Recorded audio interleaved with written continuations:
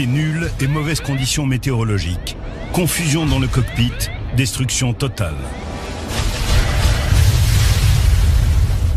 Pris dans un phénomène de voile blanc, un avion s'écrase contre un volcan et explose. Quand on est arrivé au pied de la montagne, j'étais sous le choc. Des arbres déchirent la carlingue d'un appareil sur une immense crête. Je n'arrêtais pas de dire « redressez-le, redressez-le ». L'avion le plus automatisé du monde se désintègre en s'écrasant sur les flancs d'une montagne enneigée. Je me disais, il faut que je trouve un moyen de sortir de cet avion. Des avions volant à vive allure et s'éloignant dangereusement de leur cap.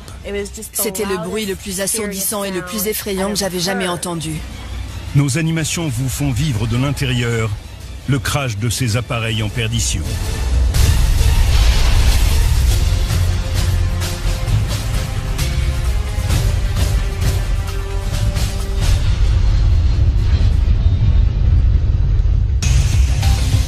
Quand un avion, dans des conditions de vol normales, descend sous l'altitude minimale de sécurité et s'écrase, il s'agit d'un accident qu'on appelle collision avec le sol en vol piloté.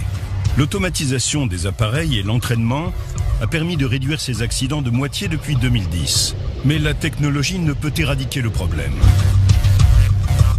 Les pilotes doivent s'entraîner à manœuvrer l'avion manuellement et apprendre à se servir du pilote automatique à bon escient.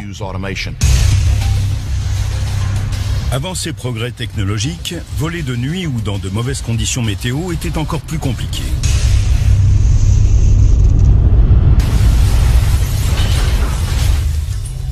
« 28 novembre 1979. Le vol 901 de la compagnie Air New Zealand vient de quitter l'aéroport d'Auckland. Les gigantesques ailes du DC-10 fendent gracieusement les airs au-dessus du Pacifique Sud. Pour la troisième année consécutive, Air New Zealand propose des vols touristiques au-dessus d'un des endroits les plus reculés et les plus fascinants de la planète, l'Antarctique. Avec ses vols spéciaux, la compagnie promettait aux touristes de voir le bout du monde. Ils vous vendaient une expérience unique. Mais à quelques minutes de leur destination, une explosion terrifiante retentit. Sa puissance semble indiquer qu'un des plus gros volcans d'Antarctique est en train de se réveiller.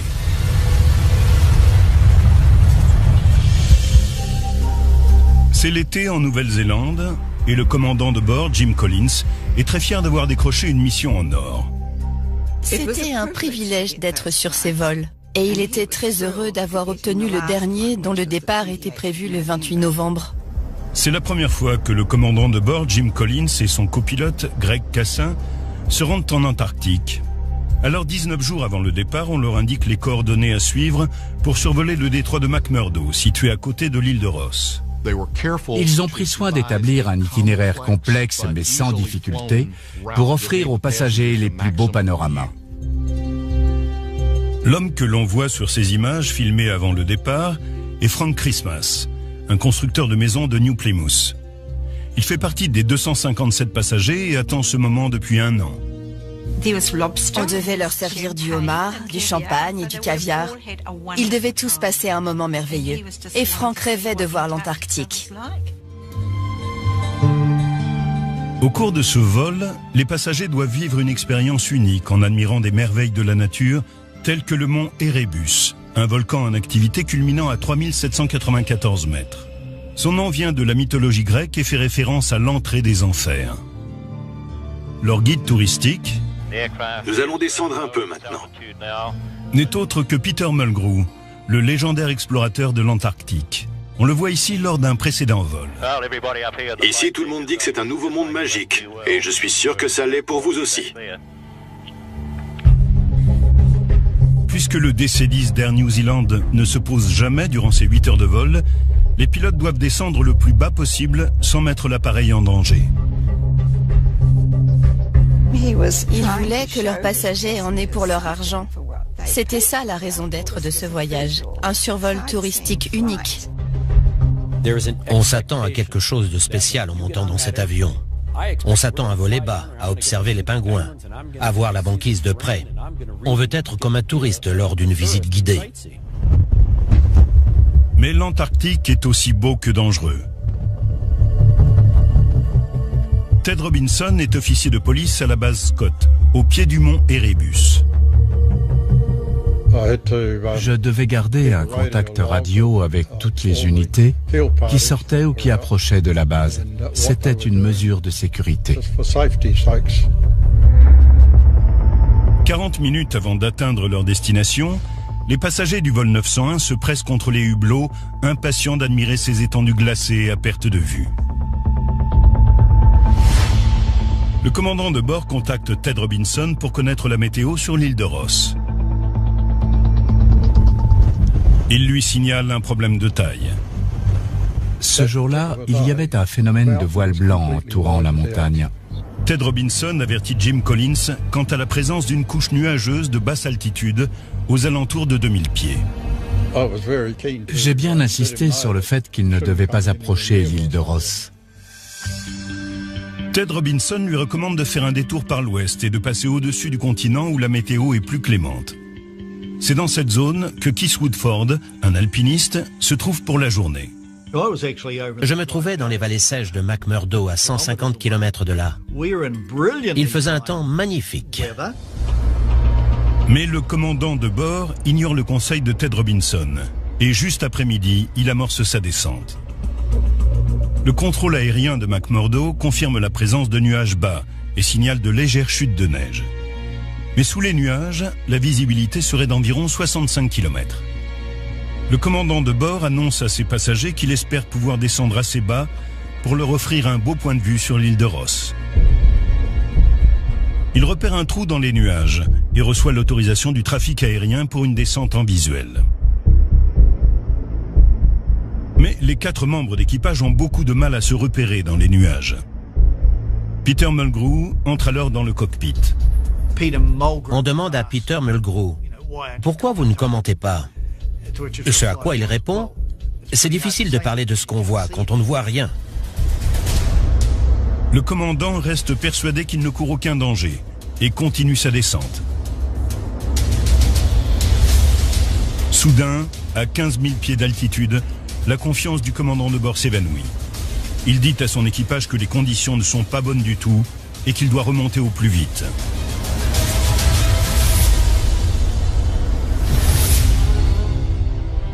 Une minute plus tard, toutes les transmissions du vol 901 sont interrompues.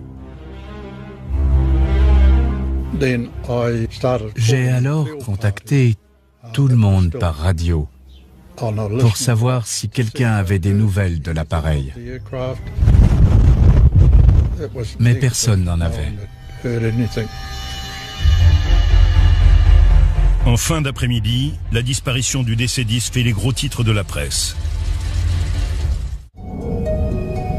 Il est un peu plus d'1 heure de l'après-midi, ce 28 novembre 1979. Le vol 901 d'Air New Zealand s'apprête à offrir à ses passagers, dont Frank Christmas, que l'on voit ici, un survol au plus près d'un des endroits les plus reculés et les plus secrets de la planète, l'Antarctique. Mesdames et messieurs, nous sommes actuellement à 10 000 pieds. Mon père était ravi qu'il y ait un commentateur à bord pour leur parler du détroit de McMurdo, de la base de Scott et de tout le reste. Mais aujourd'hui, la météo leur joue des tours. Le majestueux mont Erebus est couvert de nuages.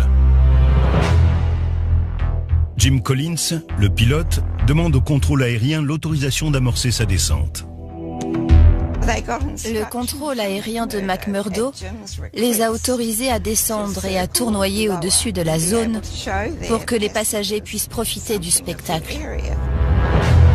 Les 237 passagers se pressent au hublot pour essayer d'apercevoir la base de McMurdo, qui devrait apparaître à tout moment. Mais soudain, la trop grande proximité du sol déclenche les systèmes d'alarme dans le cockpit. Le mécanicien navigant leur donne alors leur altitude. 500 pieds. 400 pieds. Le commandant comprend la gravité de la situation et pousse les moteurs à fond.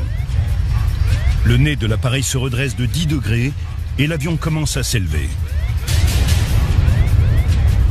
Mais alors qu'il commence à remonter, le dessous de l'appareil et les moteurs des ailes touche à plus de 480 km/h les pentes glacées du mont Erebus, un volcan en activité. 70 tonnes de kérosène enflamment alors la cabine. Le moteur de queue se détache et laisse sur la pente enneigée une terrifiante traînée de débris en feu.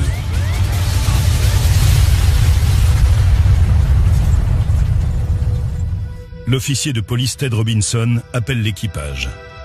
Il n'a pour seule réponse qu'un silence inquiétant. On n'a pas arrêté d'appeler le vol 901. McMurdo essayait aussi de les contacter, mais on n'a pas eu de réponse. Il reste encore un espoir de retrouver des survivants. Mais à 19h, un responsable de la compagnie appelle Maria Collins et lui demande si elle est seule. Il m'a dit... Je ne veux pas être alarmiste, mais le vol de Jim a du retard et ça fait un moment qu'il n'a pas donné de nouvelles. Vous ne devriez peut-être pas rester seul. À cause du mauvais temps, les secours mettent 12 heures à localiser le lieu du crash.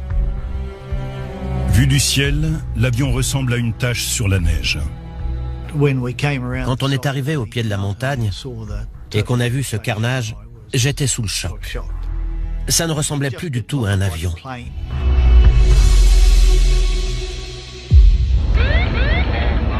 En raison de la vitesse et de la puissance du crash, les légistes concluent que les 257 passagers sont morts instantanément. L'alpiniste Keith Woodford sait comment la catastrophe aérienne la plus meurtrière de Nouvelle-Zélande aurait pu être évitée. S'ils avaient réagi 10 secondes plus tôt, l'avion aurait sans doute pu grimper assez vite. Ça ne s'est joué à rien. Mais pourquoi l'appareil volait-il si près du volcan? Les enquêteurs ont découvert que le matin même de ce 28 novembre, les opérateurs de vol de la compagnie ont changé les coordonnées finales du vol 901. Au lieu de suivre leur route habituelle le long du détroit de McMurdo, la trajectoire de l'avion a été décalée de 42 km à l'ouest, au-dessus de la baie de Lewis et directement sur le mont Erebus. Les pilotes n'ont pas pu voir la montagne, sinon ils l'auraient contournée. En juin 1980, le bureau d'enquête sur les accidents aériens rend ses conclusions dans un document appelé le rapport Chippindale. Il fait référence à une erreur de pilotage au vu de la faible altitude de l'appareil dans une zone où la visibilité était très mauvaise. Mais en avril 1981, une enquête parlementaire connue sous le nom de rapport Mahon disculpe les pilotes. De son côté, le juge Peter Mahon pointe du doigt les dangereuses procédures aériennes qui ont abouti au changement de coordonnées de vol sans le moindre avertissement. À la suite de ce rapport, Air New Zealand obtint lors d'un procès devant la Cour d'appel de Nouvelle-Zélande que Mahon soit condamné pour avoir outrepassé ses droits. Ses conclusions ne furent en revanche pas contredites. Les Néo-Zélandais n'ont jamais eu de réponse claire établissant la responsabilité de chacun au sujet de ce crash. Tout le monde avait son opinion, mais beaucoup d'indices n'ont pas été examinés. Mais les deux rapports s'accordent sur un point. La météo a été un facteur clé. Les enregistrements montrent qu'ils pensaient trouver une zone dégagée sous les nuages, aux alentours de 2000 pieds. Un phénomène météorologique connu sous le nom de voile blanc a rendu presque invisibles les versants du mont Erebus. Cette illusion d'optique a trompé l'équipage du vol 901 qui survolait le détroit de Lewis en croyant survoler le détroit de McMurdo. Ils apercevaient ce qu'ils s'attendaient à voir. Une couche nuageuse au-dessus d'eux, quelque chose ressemblant à une baie juste devant, et des montagnes de chaque côté. C'était ce qui était prévu. Ce phénomène de voile blanc est extrêmement trompeur. Comment discerner la glace d'un ciel blanc comme la neige? Les couleurs sont très proches et quasi impossibles à différencier.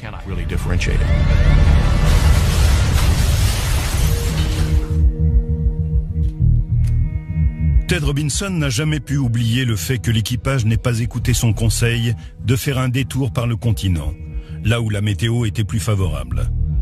Il regrette aussi de n'avoir pas été entendu par les enquêteurs. Je maintiens qu'on aurait dû recueillir mon témoignage. Maria Collins n'a jamais voulu qu'on la plaigne. Il me manque.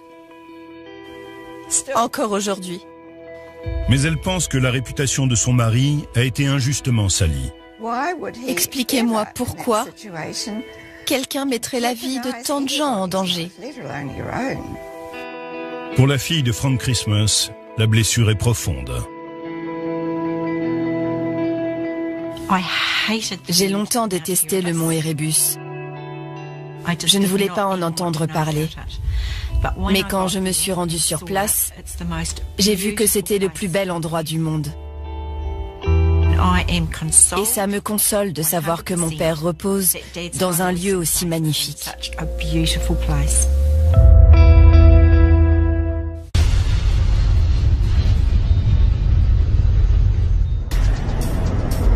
Un Boeing 757 sur le point d'atterrir descend de plus de 1000 pieds par minute dans les montagnes, au cœur d'une vallée sombre et étroite, quand les choses commencent à se dégrader dans le cockpit. L'équipage était si occupé à préparer l'atterrissage qu'il n'a prêté attention ni à l'altitude, ni à la voie aérienne pour rejoindre l'aéroport. Le pilote met les gaz et tente désespérément de faire remonter l'appareil. Les passagers sentent le changement brutal de vitesse et de direction. Quand le nez de l'avion a commencé à s'élever et qu'on s'est mis à monter vers le ciel, j'ai fermé les yeux. Mais il est trop tard. L'avion s'écrase contre le flanc de la montagne. Je pouvais ressentir le bruit.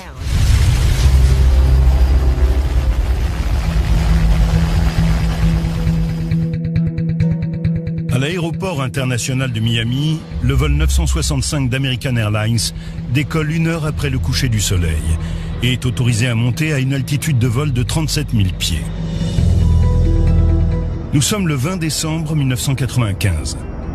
Un peu plus de 3 heures plus tard, le Boeing 757 bimoteur doit atterrir à Cali, en Colombie, juste à temps pour les fêtes.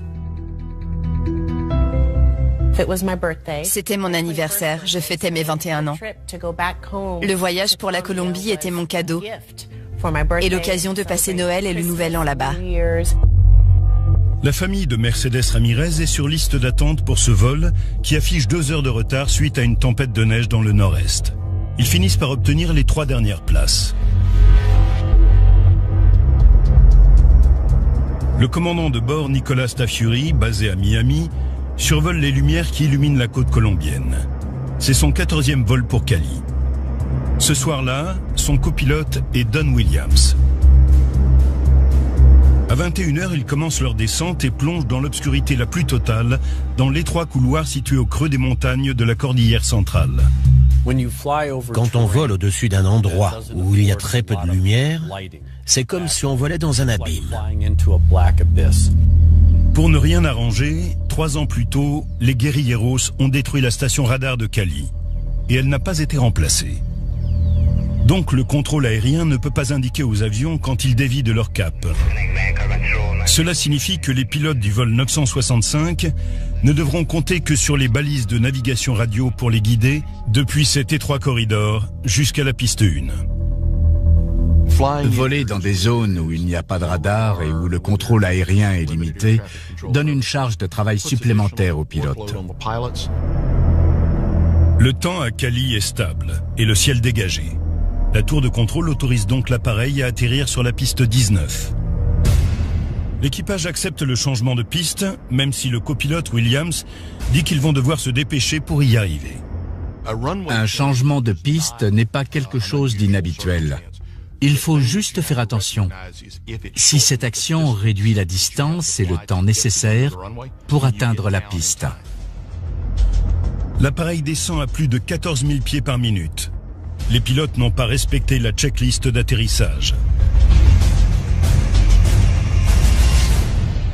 Tout à coup, le système avertisseur de proximité du sol de l'avion se met à retentir dans le cockpit.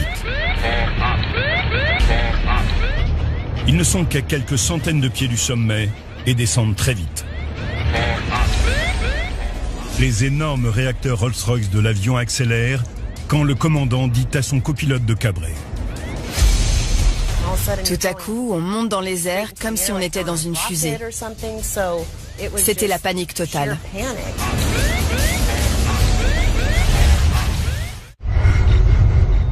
Fin décembre 1995. Le vol 965 d'American Airlines va entamer sa descente vers Cali, en Colombie. Le Boeing 757 doit passer dans un étroit corridor au milieu de l'une des plus hautes chaînes de montagnes du monde, la Cordillère des Andes. 155 passagers sont à bord.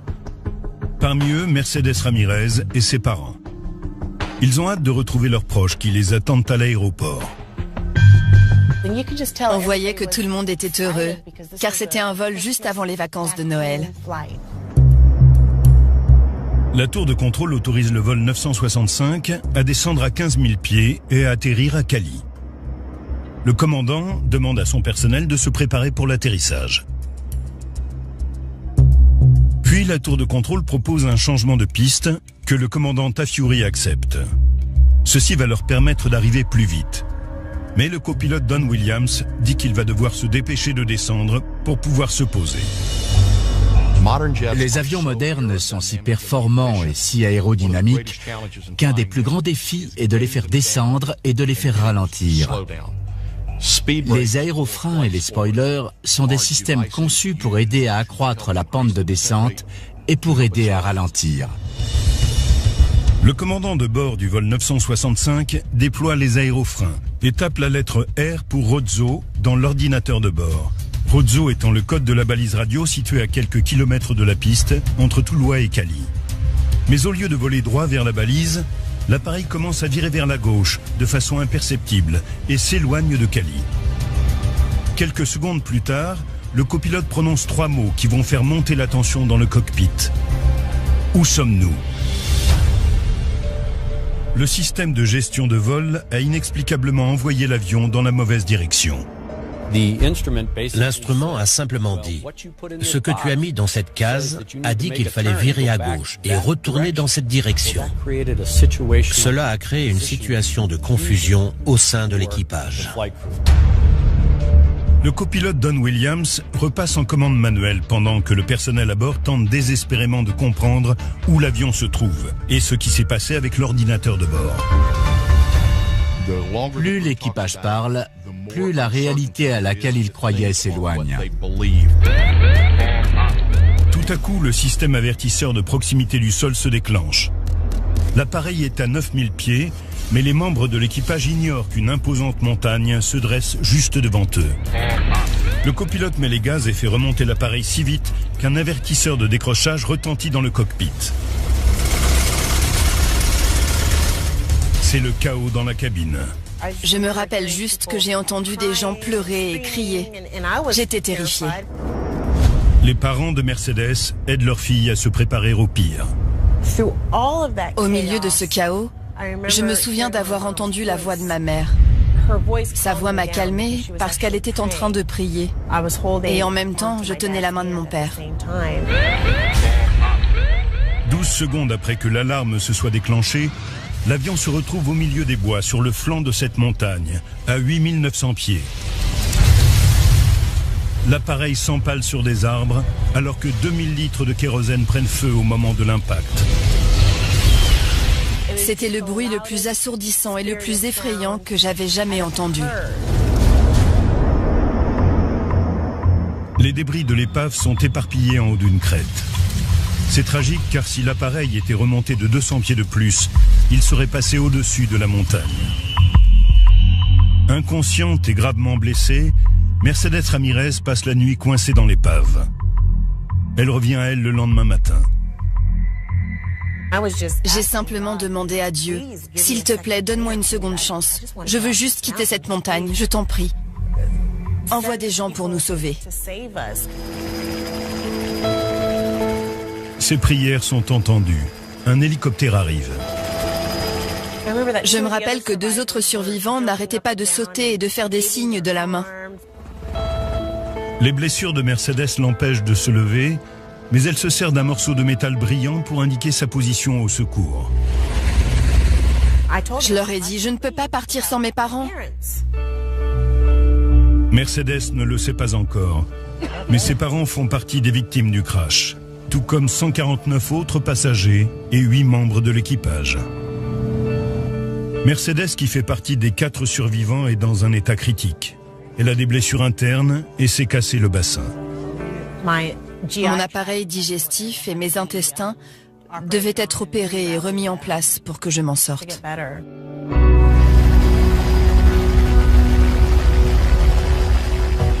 Les boîtes noires sont retrouvées intactes, ce qui prouve que le Boeing 757 fonctionnait parfaitement.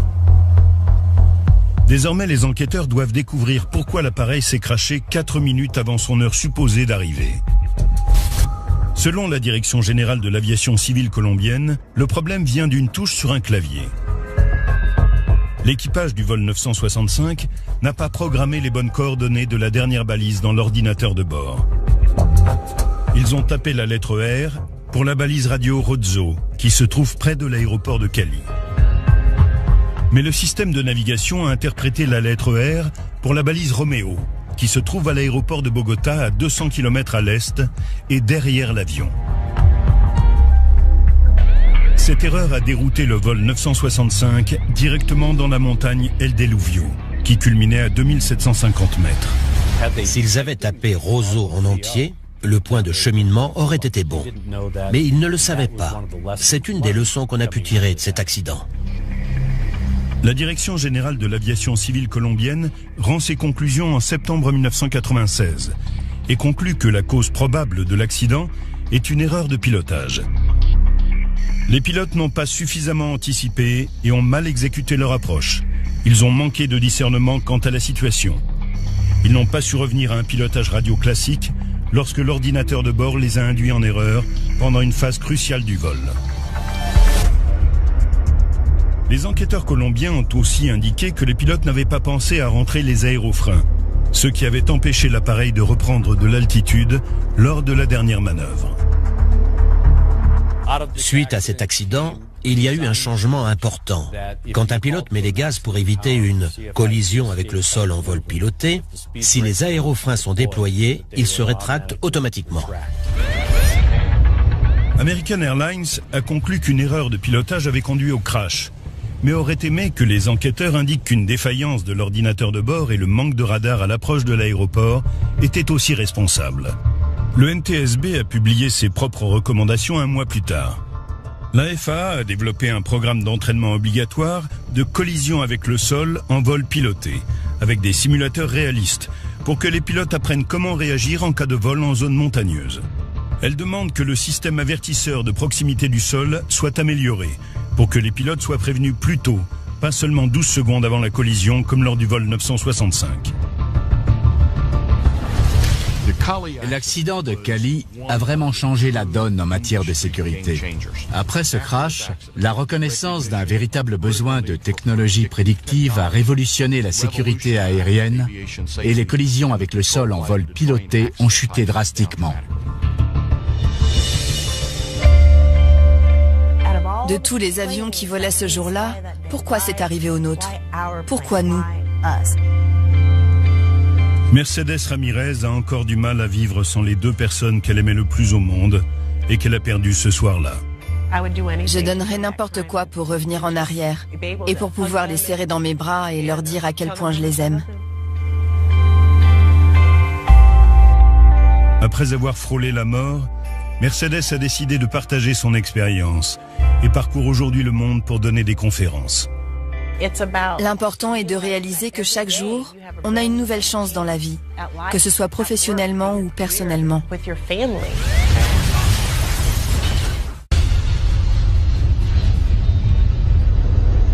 Un avion descend silencieusement à travers le brouillard lors d'une nuit glaciale dans le nord de la France. Il neigeait, il faisait froid et la visibilité était très faible. Il y avait des nuages en basse altitude. Puis, sans prévenir, le bruit terrifiant de l'appareil qui se fait déchiqueter au moment où il percute le flanc d'une montagne. Le bruit de la désintégration de l'avion était assourdissant. Je n'entendais plus rien.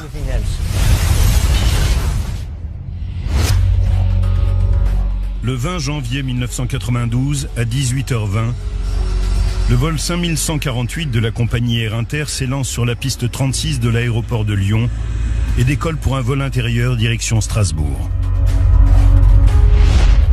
90 passagers sont à bord. La plupart sont en voyage d'affaires. Il y a également 6 membres d'équipage. Nicolas Kourias, étudiant de 3e cycle, est assis tout au fond de l'appareil. Je rendais visite à ma petite amie qui vivait à Strasbourg. Le commandant de bord, Christian Ecquet, et son copilote, Joël Chérubin, se trouvent dans le cockpit d'un appareil révolutionnaire, l'Airbus A320, le premier avion de ligne commerciale équipé de commandes totalement informatisées. Ces publicités audacieuses déclarent « Une intelligence supérieure est arrivée ».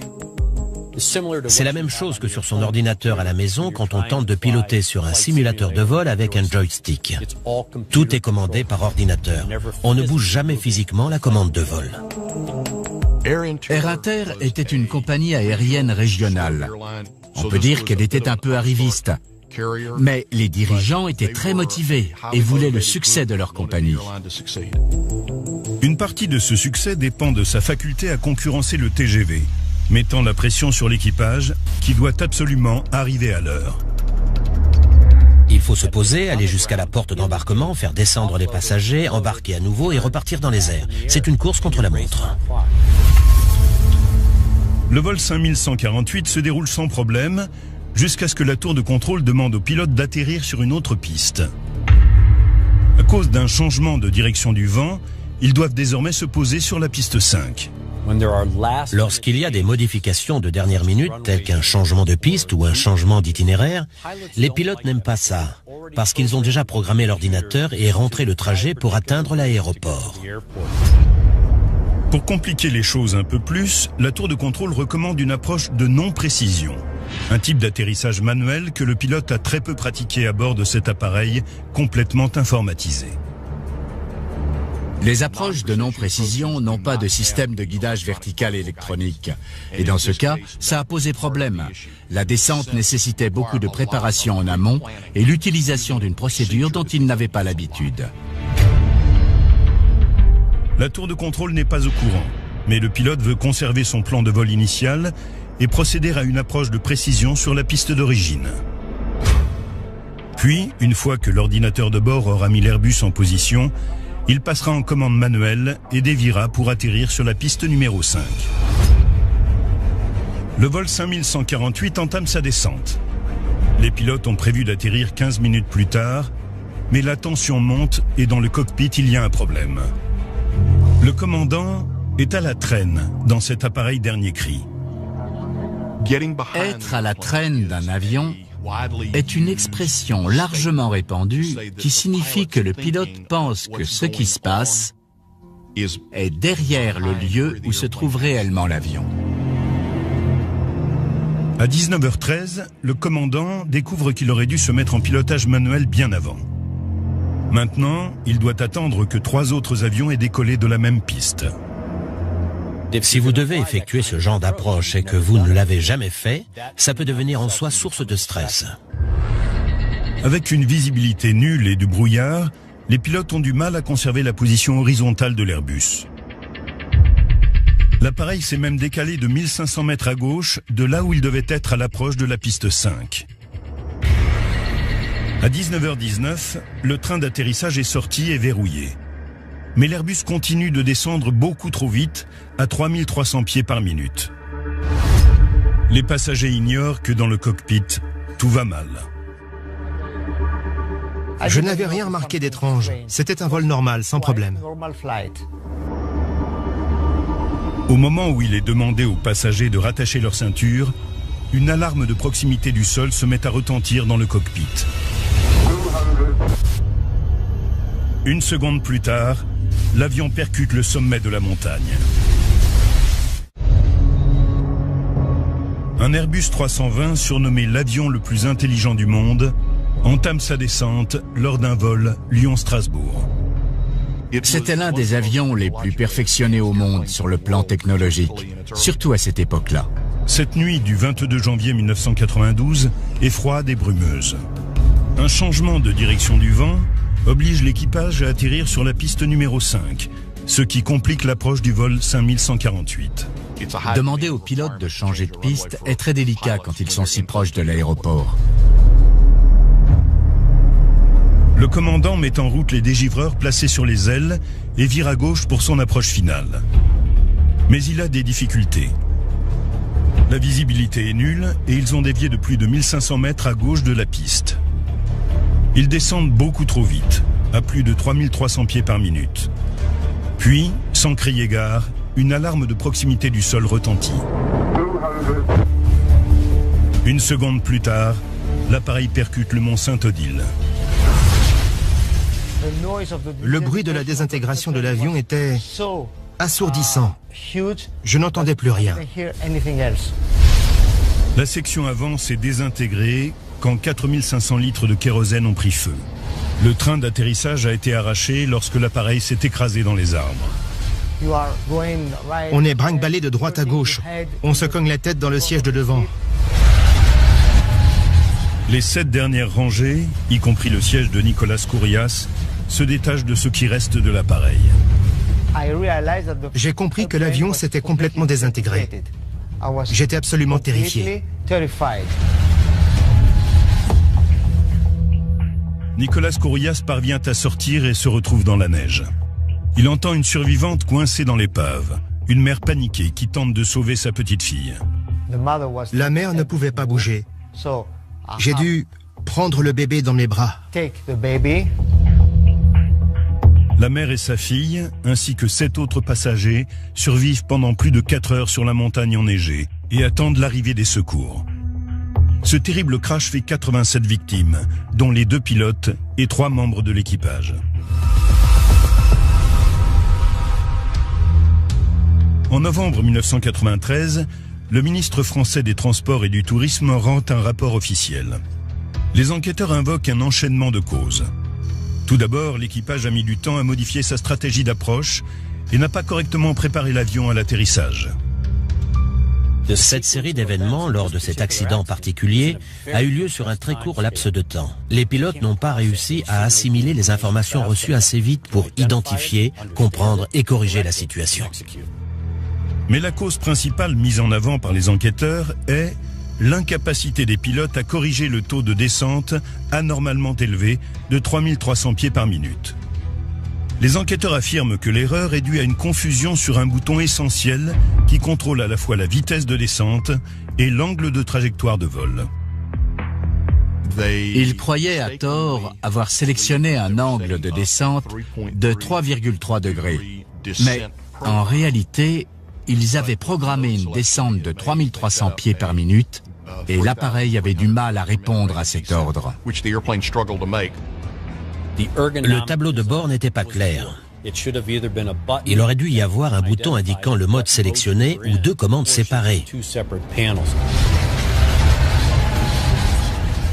D'autres causes sont citées dans le rapport d'enquête. Le manque de dialogue et de communication au sein de l'équipage et l'absence d'un système avertisseur de proximité du sol qui aurait signalé plus tôt à l'équipage ce qui se passait. Vu qu'il s'agissait d'un vol intérieur, les opérations se font très rapidement et toutes les alarmes n'auraient pas arrêté de sonner. Ils ne voulaient pas subir ça. Air Inter a justifié l'absence de système avertisseur de proximité du sol en affirmant que sa présence n'aurait pas empêché l'avion de s'écraser. À la fin de l'année, les autorités aéronautiques européennes exigent conjointement que tous les avions de transport soient équipés d'un système avertisseur de proximité du sol. Airbus a modifié le tableau de bord de l'A320 pour que le réglage de vitesse de descente s'affiche sous la forme d'un nombre à 4 chiffres, évitant ainsi toute confusion avec l'angle de trajectoire du vol. Air Inter a également amélioré la formation de ses pilotes sur l'A320. Après la tragédie du mont Saint-Odile, on ne mettait plus ensemble 2 pilotes qui avaient moins de 300 heures de vol sur l'Airbus A320. Je suis désolé. La douleur ressentie par Hubert de Gaulier, qui lors de ce crash a perdu son fils Hugues, un steward, est encore présente. Il repense sans cesse à ce qui a fait plonger le vol 5148. Le changement de position d'un bouton qui a déclenché leur descente fatale. Ils ont eu 17 secondes pour comprendre qu'ils étaient dans une mauvaise descente. Et ils ne s'en sont pas rendus compte. Pourquoi? Parce qu'ils faisaient confiance à l'automatisme. Dans la communauté aéronautique, le facteur bénéfice-risque du pilote automatique est un débat perpétuel. Le pilotage manuel est très important et le bon emploi du pilotage automatique, associé à un entraînement de qualité au pilotage manuel, est l'un des défis actuels et futurs de notre industrie. Il faut qu'on fasse encore mieux.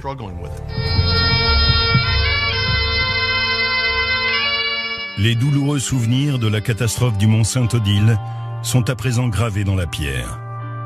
Mais Nicolas Kourias sera toujours reconnaissant d'avoir été placé à ce siège lors de cette nuit glaciale. On comprend très vite qu'on n'est pas invincible, qu'on est juste humain. Et puis, la vie continue.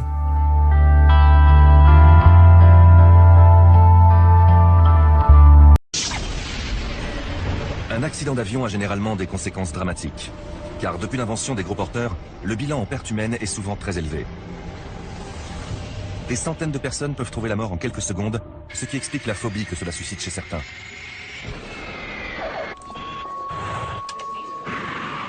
Pourtant, c'est le moyen de transport le plus sûr au monde. Les avions d'aujourd'hui sont conçus, testés et fabriqués dans le but de protéger ceux qui montent à bord.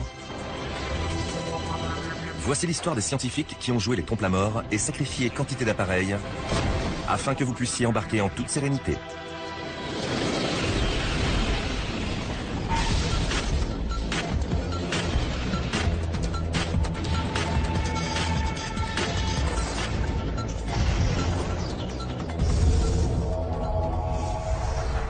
Prendre l'avion, quoi de plus banal? 1,5 milliard de passagers le font chaque année.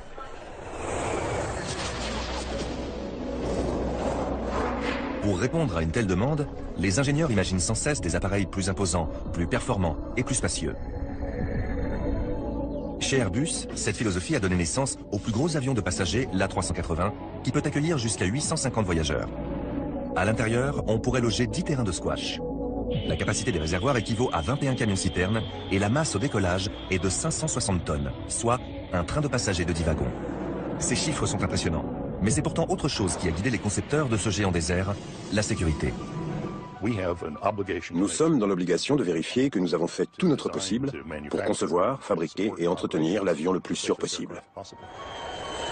Grâce à la science, les appareils d'aujourd'hui sont plus fiables. Au fil des décennies, les pionniers de l'ingénierie et de la sécurité ont fait s'écraser volontairement quantité d'avions. Ils ont même parfois joué les cobayes pour mettre au point des moyens de sauver des vies. Et les résultats de leurs recherches ont contribué à améliorer la conception et la fabrication des avions.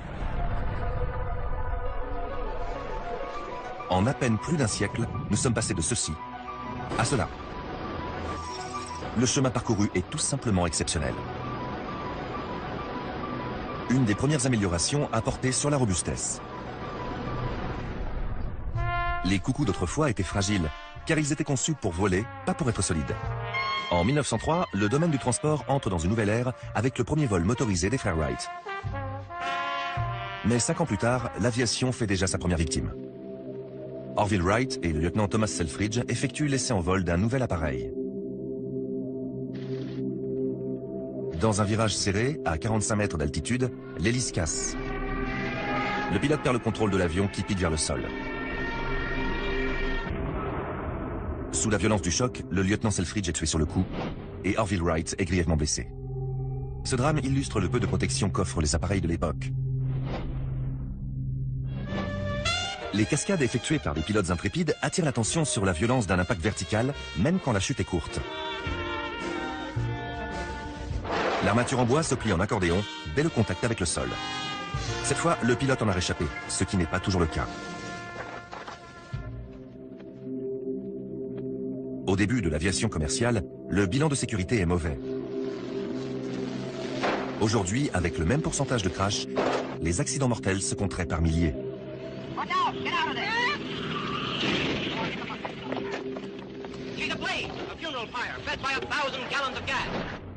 La sécurité s'est tellement améliorée qu'actuellement, un voyageur n'a qu'une chance sur 2 500 000 de se trouver impliqué dans un accident mortel.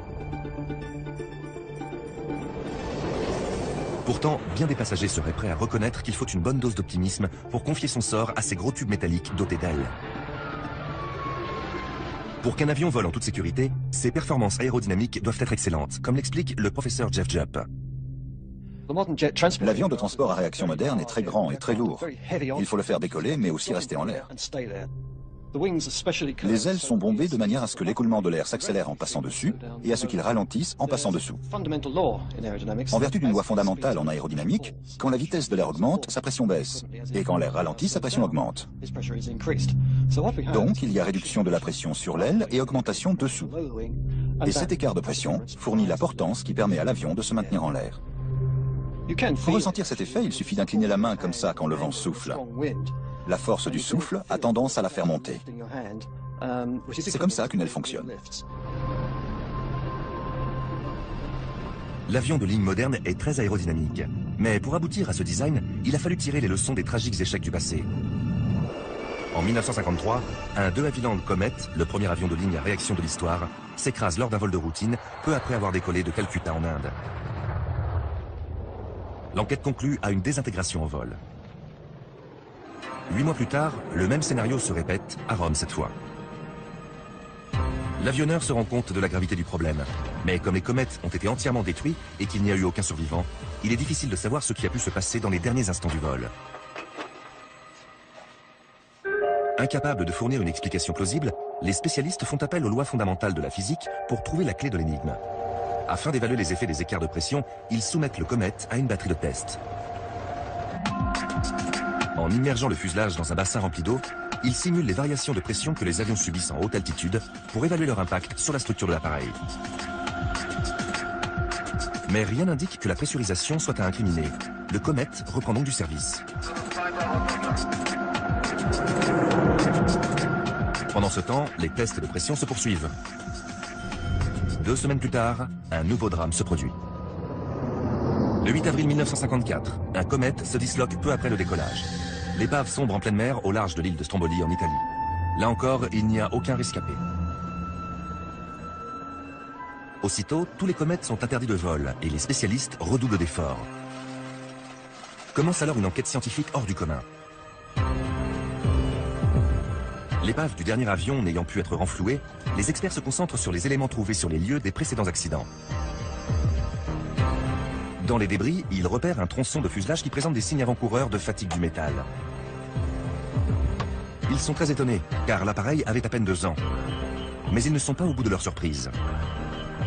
Ils apprennent que sur le fuselage de l'avion, toujours en cours de test, une fissure de 2 mètres de long est apparue. Si la même chose s'est produite à 9000 mètres d'altitude, cela pourrait être la cause des 3 catastrophes. Le professeur Jeff Jupp nous explique ce qui s'est passé. Pour qu'un vol soit rentable sur le plan économique, l'avion doit monter très haut, 30 000 à 35 000 pieds.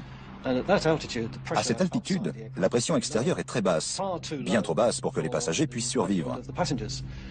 Donc, à l'intérieur du fuselage, la pressurisation de la cabine est maintenue à un niveau qui donne l'impression aux passagers qu'ils se trouvent au maximum à 8000 pieds, soit 2400 mètres. À haute altitude, les écarts de pression entre l'air intérieur et extérieur exercent des contraintes très fortes sur l'appareil.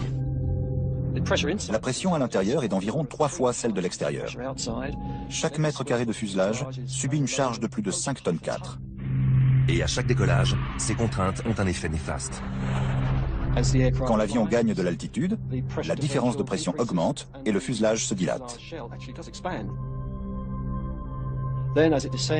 Quand l'avion redescend, la différence de pression disparaît de nouveau et le fuselage se contracte. Et à chaque vol, ce phénomène se répète. C'est un peu comme avec un ballon. Si une fissure apparaît et si elle fait céder le fuselage, eh bien, tout le monde sait ce qui arrive quand un ballon éclate.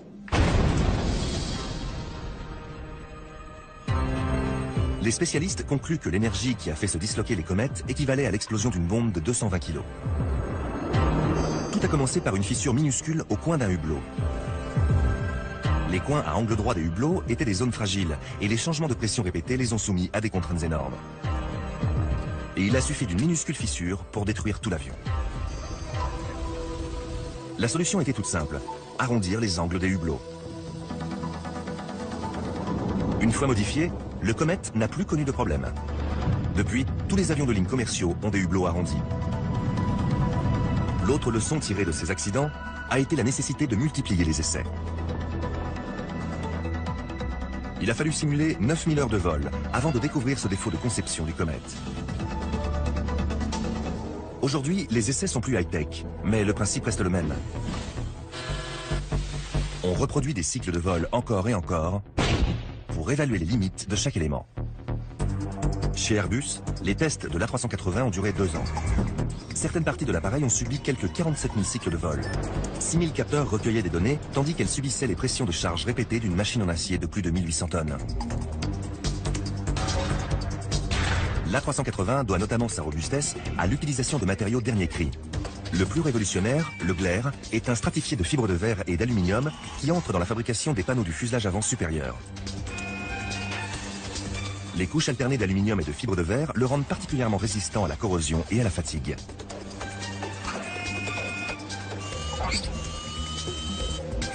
Mais le fuselage n'est qu'un des paramètres de la sécurité. Un autre est tout aussi crucial, la motorisation.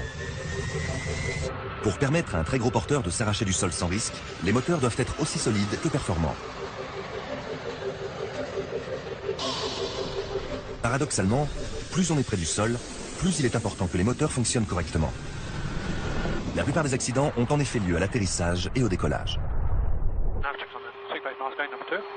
En haute altitude, les pilotes ont généralement le temps d'identifier un ennui moteur et d'y remédier.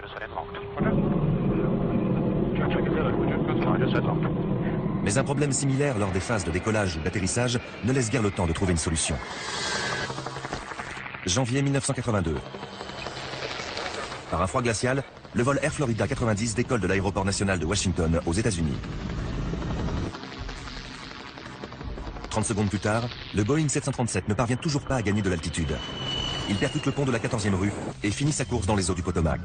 Bilan, 74 morts. Si les pilotes n'ont pas réussi à prendre de l'altitude, c'est en partie à cause de la météo et de ses conséquences sur les réacteurs. Parce qu'ils étaient couverts de glace, les capteurs ont transmis une lecture erronée de la puissance moteur. En conséquence, les pilotes n'ont pas poussé les réacteurs au maximum et l'avion a décroché. Ce drame a mis en évidence le rôle capital des moteurs lors du décollage. Les avionneurs décident donc de soumettre les réacteurs à des essais draconiens. Rolls-Royce est un des plus gros motoristes du monde. Dans son centre de recherche de Derby en Angleterre, le fabricant teste ses derniers modèles. Les techniciens ont placé aux endroits stratégiques des milliers de capteurs pour enregistrer les contraintes et les performances. Ils testent ensuite les moteurs dans des conditions météo extrêmes. Un déluge de 125 000 litres d'eau à l'heure simule des pluies diluviennes et des orages de grêle. Viennent ensuite les tests de température, chaleur torride et froid mordant. On reproduit des conditions cauchemardesques pour s'assurer que les moteurs continueront de fournir la puissance et la poussée nécessaires par n'importe quel type de temps. Mais un danger encore plus redoutable menace. Le péril aviaire. Une collision avec un oiseau peut s'avérer désastreuse. Les plumes et les os creux risquent d'endommager la cabine, les ailes et les gouvernes, ce qui peut entraîner une perte de contrôle ou de la puissance moteur. La partie la plus vulnérable, les aubes de la soufflante.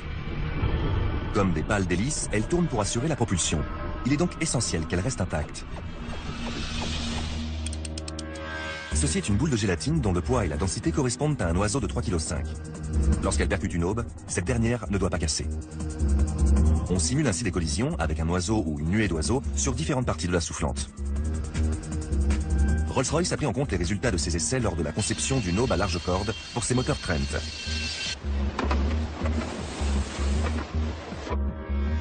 Ce matériel doit normalement continuer à fonctionner en cas de collision aviaire. Mais que se passerait-il si malgré tout une aube venait à être arrachée? Lors de ce test, une explosion volontaire provoque la rupture d'une de ces pièces. Le dégagement d'énergie qui en résulte projetterait une voiture de taille moyenne à une trentaine de mètres en hauteur. Pourtant, le moteur l'absorbe en se contentant d'osciller légèrement. Les recherches de ce type ont ainsi permis d'obtenir ce niveau de fiabilité très élevé. En plus d'être robuste, le réacteur est très simple. Il y a presque 2 moteurs en un. L'air est aspiré par l'avant et il arrive à une grande soufflante qui agit comme une hélice.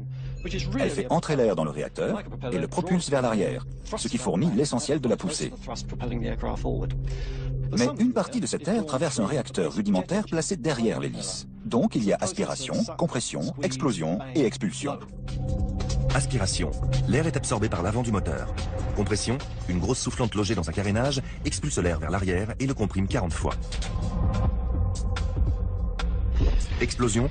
Dans une chambre de combustion, l'air comprimé est mélangé à du carburant et enflammé. Enfin, expulsion. Le dégagement de chaleur augmente encore la pression et la poussée. Fiable et puissant, le réacteur contribue pour une large part à garantir à l'avion son statut de moyen de transport le plus sûr du monde. Malgré tout, des accidents arrivent, et la protection de ceux qui sont à bord incombe à d'autres spécialistes.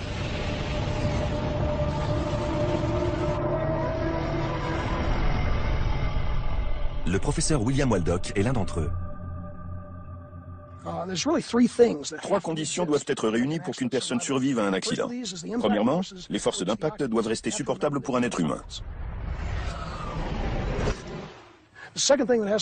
Deuxièmement, l'habitacle où se trouvent les passagers doit être préservé pendant toute la phase d'impact. Pas question que la structure les écrase, qu'elle s'effondre ou que les occupants soient la cible de projectiles divers. Et troisième condition, l'intégrité de l'habitacle doit persister pendant toute la durée de l'accident et au-delà. Qu'une de ces conditions ne soit pas remplie, et c'est la catastrophe. Un drame a particulièrement mis en évidence l'étroitesse de la frontière entre un accident auquel on peut survivre et un crash mortel. En 1989, le vol British Midlands 92, victime d'ennui moteur, se déroute vers l'aéroport le plus proche pour s'y poser en urgence. L'équipage a été formé à ce genre de scénario, et atterrir avec un seul réacteur devrait être une formalité. Mais par erreur, les pilotes coupent le seul réacteur qui fonctionne encore.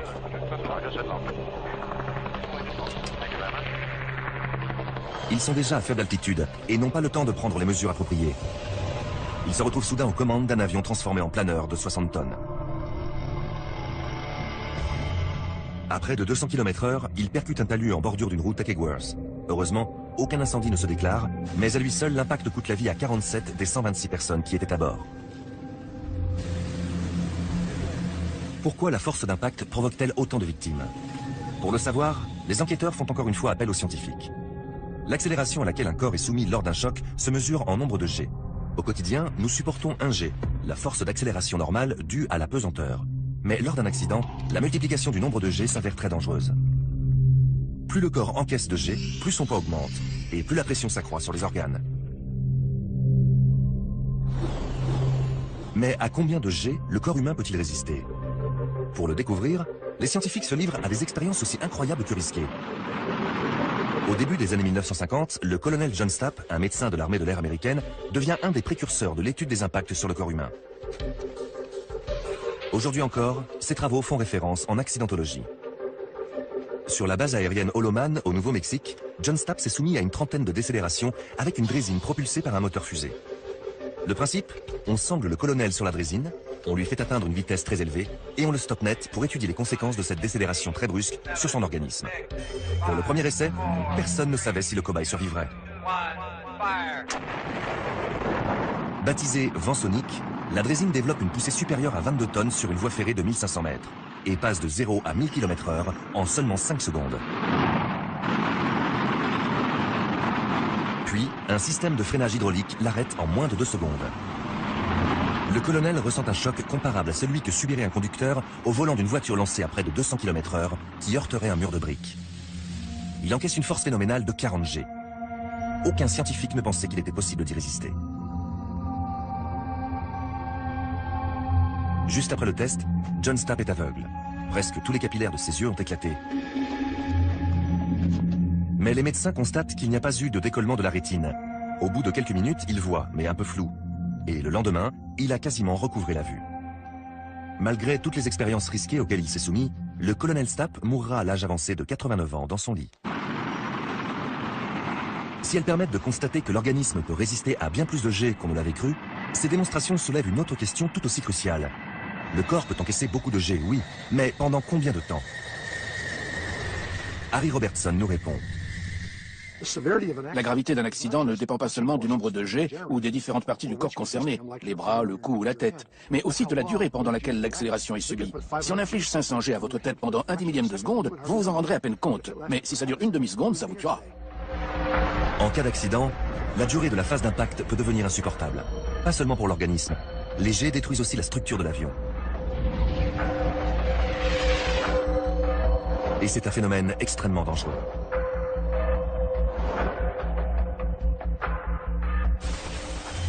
Ainsi, dans le cas du vol British Midlands, ce n'est pas la décélération brusque qui a été à l'origine du nombre élevé de victimes, mais ses effets sur l'intérieur de l'avion. Le chirurgien Angus Wallace a opéré certains des rescapés. Il a noté qu'un grand nombre des lésions aux jambes, aux bras et à la tête étaient consécutives à des chocs avec les aménagements cabines. Apparemment, les sièges avaient été arrachés, tout comme les compartiments à bagages. Et sous l'effet du nombre de jets, ils avaient été transformés en projectiles mortels. Selon les experts, il y aurait eu plus de survivants si les aménagements cabines avaient été fixés plus solidement. Interviewé peu après le drame, le chirurgien avait insisté sur ses défauts de conception. Au cours de ces 2 dernières années, il y a eu un certain nombre d'accidents auxquels il était possible de survivre. Donc, de toute évidence, il est temps que les avionneurs consacrent un peu plus de temps et de réflexion à la protection des occupants. Principal point faible, les sièges. Depuis l'accident de Kegworth, les appareils sont dotés de sièges capables de résister à 16 G, alors que les modèles précédents se désintégraient à partir de 9 G. De fait, les chances de survie augmentent si les aménagements cabines résistent à la même quantité de G que le corps humain. Mais en dépit de l'amélioration de l'intégrité structurelle des avions, il reste un autre grand danger. Quand un incendie se déclare après un crash, les 3/4 des passagers qui ont survécu à l'impact meurent à cause des flammes, de la fumée et des émanations toxiques. L'accidentologie doit donc s'attaquer à ce problème dramatique. En janvier 1974, un Boeing 707 avec 101 passagers à bord s'écrase à l'atterrissage lors d'une escale à Pago Pago, une île des Samoa américaines en Polynésie. Par grand vent et alors qu'un orage grondait, l'approche de nuit vers la piste s'est soldée par une tragédie. L'avion percute des arbres 1 km avant d'atteindre la piste et creuse un sillon dans la jungle sur plus de 300 mètres. Il n'y a que 4 survivants.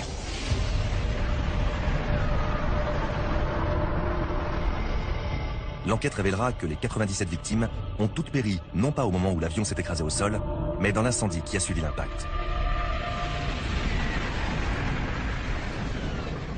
Depuis les débuts de l'aviation, les incendies consécutifs au crash de l'appareil ont toujours posé problème aux ingénieurs et aux chercheurs. Dès les années 1920, l'aéropostale américaine, le premier réseau de transport aérien régulier du monde, achemine le courrier à travers l'Est des États-Unis. Mais un pilote sur 6 se tue aux commandes, souvent victime des flammes. Ces hommes font les frais de la mauvaise conception des aéroplanes. Même les accidents bénins s'avèrent meurtriers. Face à un bilan qui ne cesse de s'alourdir, Jérôme Lederer, ingénieur aéronautique de l'administration des postes, organise une série de crash tests.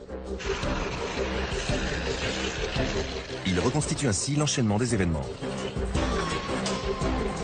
En 1927, dans l'Ohio, Jérôme Lederer précipite des 2 Havilland DH4 à pleine vitesse contre un mur de briques. Grâce à une caméra ultra rapide, on voit nettement que les tuyaux d'alimentation en carburant sont sectionnés et que le liquide se déverse sur le moteur et les pots d'échappement brûlants, où il s'enflamme. L'ingénieur a alors une idée toute simple. Il préconise d'allonger les tuyaux pour éviter qu'ils ne soient coupés lorsque le moteur est violemment secoué au moment de l'impact. Moins de carburant répandu, cela veut dire moins de risques de voir un incendie se déclarer et davantage de vies sauvées. C'est la première solution apportée à ce problème récurrent. Mais plus les avions sont gros, plus ils emportent de carburant et plus le risque augmente. Les spécialistes se penchent donc ensuite sur ce qui provoque l'incendie, le carburant. Le carburant moderne est généralement du kérosène. Tant qu'il est dans le réservoir, il reste stable et s'enflamme difficilement. Mais quand il se répand, il en va tout autrement. Le risque, c'est de voir ce liquide se vaporiser en cas de perforation des réservoirs. Comme l'avion est emporté par son élan, si des particules de carburant s'échappent du réservoir, elles se mélangent avec l'oxygène ambiant et deviennent extrêmement volatiles. Ce nuage de kérosène transforme tout le périmètre en boule de feu. L'inflammation peut se produire à peine 6/10 de seconde après l'impact. Et les facteurs déclenchants ne manquent pas. Flammes sortant du moteur, filaments des ampoules, étincelles produites par le frottement du métal sur le sol ou un arc électrique. Ensuite, la boule de feu se diffuse dans le nuage de kérosène à plus de 15 mètres secondes. Pire encore, ce nuage peut être projeté vers l'avant. S'il s'enflamme, l'avion se retrouve alors dans une fournaise d'environ 1300 degrés. Harry Robertson est l'un des premiers spécialistes de l'étude des causes de ces incendies. Il a cherché des moyens de lutter contre ce phénomène. Avec ses collègues, il a récupéré d'anciens avions de compagnie et de l'armée de l'air américaine et a passé des heures à les préparer en vue de test. Ces derniers avaient lieu dans un aéroport de Phoenix, en Arizona. On a fait s'écraser un DC-7 et un L-1649 Super Constellation. Deux modèles très utilisés par les compagnies aériennes. Un système d'accrochage relie le nez de l'appareil à un monorail de 1200 mètres de long. Propulsé par ses propres moteurs, l'appareil roulait sur le monorail jusqu'à ce qu'on appelait la zone cible. À cet endroit, des obstacles en ciment arrachent les trains d'atterrissage. Ensuite, les pales des hélices sont sectionnées par des rails de chemin de fer plantés à la verticale et les ailes par des poteaux téléphoniques. Projetés dans tous les sens, les débris peuvent couper les tuyaux de carburant ou percer les réservoirs des ailes. Les pales s'enfonçaient dans le fuselage à hauteur des passagers ou bien dans la zone de fret ou au niveau des tuyaux de carburant. C'était imprévisible. Des caméras qui filment à différentes vitesses permettent d'observer l'accident sous tous les angles. Ces simulations reproduisent des accidents en phase de décollage et d'atterrissage. Des accidents auxquels on peut survivre, mais au cours desquels les personnes à bord sont le plus exposées au risque d'incendie. Harry Robertson veut trouver des moyens de minimiser ce risque. Une des approches envisagées pour réduire le risque d'incendie consistait à trouver un moyen d'empêcher le carburant de brûler, ou en tout cas de brûler trop violemment. En théorie, plus le kérosène est visqueux, plus il mettra de temps à se répandre une fois le réservoir percé. En cas d'accident, ce carburant resterait-il agrégé, ce qui réduirait le problème du nuage, ou se déverserait-il, mais moins vite? Pour étudier la dispersion du liquide, les scientifiques remplacent le carburant par de l'eau colorée. Une boule de feu empêcherait qu'on voit clairement la séquence des événements. Ils remplissent donc les réservoirs d'ailes d'une eau visqueuse colorée en rouge pour celle de droite et en jaune pour celle de gauche. Quant aux deux derniers réservoirs, ils contiennent de l'eau ordinaire mais teinte en bleu. Les observations peuvent commencer. À l'impact, l'aile gauche se relève et casse. De grandes quantités d'eau bleutée se déversent. Au moment où les moteurs sont secoués et les pales arrachées, les tuyaux de carburant sont sectionnés et le kérosène prend feu.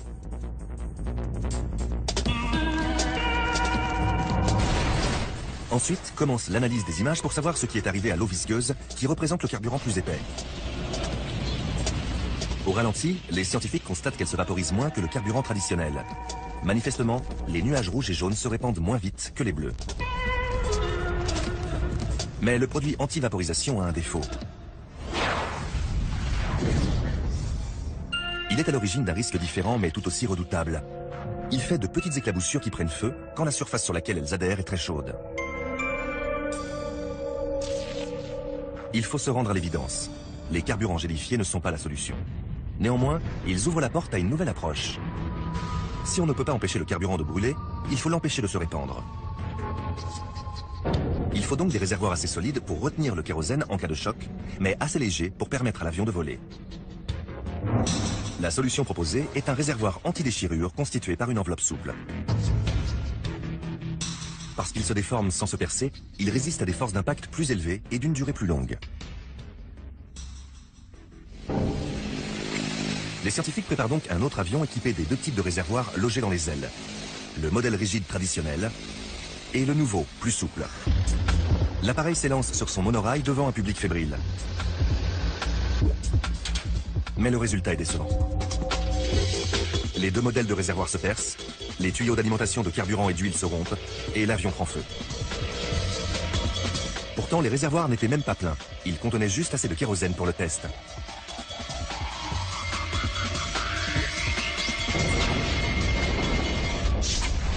Ce nouveau fiasco illustre bien la complexité du problème. Comment empêcher les réservoirs d'ailes de se perforer et le carburant de se répandre? Sur les gros avions de ligne, l'idéal est de stocker le kérosène dans les ailes. Mais ces dernières, du fait de leur grande taille, sont équipées d'un revêtement métallique épais qui, lorsqu'il cède, perce même les réservoirs souples les plus résistants. Harry Robertson et ses collègues résoudront le problème sur les aéronefs militaires, généralement plus petits. Mais il perdurera sur les gros porteurs, comme le montre cet accident survenu en 1985, en Angleterre. À Manchester, un feu se déclare à bord d'un avion prêt à décoller avec 131 vacanciers à son bord. Les pompiers interviennent en quelques minutes, mais on déplorera malgré tout le décès de 55 passagers. Le professeur Ellen Muir a voulu savoir pourquoi le bilan était aussi lourd. L'avion était au roulage sur la piste. Un des réacteurs a pris feu et le feu s'est propagé au kérosène. En moins de 2 minutes, la fumée s'est infiltrée dans la cabine et là, il n'avait plus aucune chance. On découvre bientôt que les passagers et les membres de l'équipage ont vécu un véritable calvaire. En brûlant, certains matériaux ont émis des vapeurs toxiques qui, en moins de 2 minutes, ont transformé le fuselage en une sorte de chambre à gaz. De telles émanations s'accompagnent parfois de ce qu'on appelle un embrasement éclair, qui provoque une très forte augmentation de la température. Ellen Muir s'est intéressée aux quelques minutes pendant lesquelles il aurait dû être encore possible d'évacuer l'appareil. L'enquête a montré que la moitié des issues de secours étaient restées ouvertes pendant 2 minutes, mais que malgré tout, 55 personnes n'étaient pas sorties. On s'est demandé pourquoi tout le monde avait réussi à évacuer lors des essais réalisés, alors qu'au moment crucial, plein de gens n'y étaient pas parvenus. Ce drame est la triste illustration de la différence entre un essai et une situation d'urgence réelle. Plusieurs facteurs semblent entrer en ligne de compte, notamment la psychologie.